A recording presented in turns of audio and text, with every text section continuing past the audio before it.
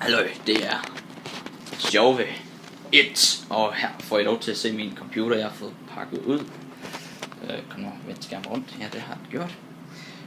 Jeg sad lige snakket med en ven, X-spilleren. Jeg lægger et link ned i kommentaren.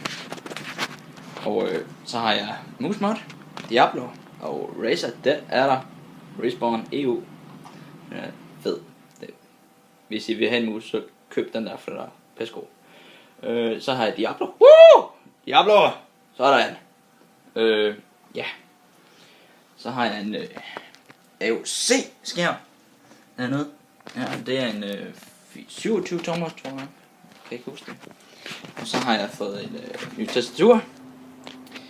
Ja, det er en G110 Logitech. Der kan du så skifte farve ved knapper.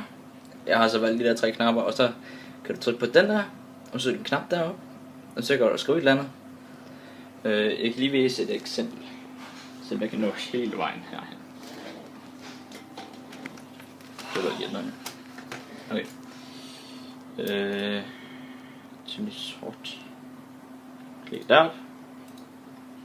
Nej, jeg laver lige på den nye topside. Så klikker jeg væk. Og så jeg har så lavet en ting, så jeg kan tage der. Det her, der har gjort den en, men sådan her. Klikker G2. Klik. Det løber automatisk ind på YouTube.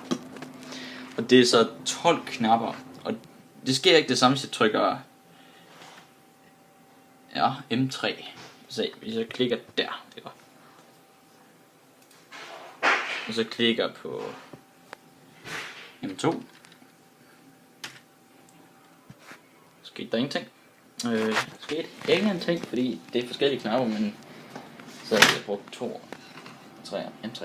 Okay, så har jeg fået et headset. Sådan en lille dejlig Empire.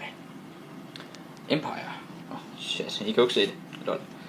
Empire. Den har sådan en lille fin evne, at den kan rive den her ud.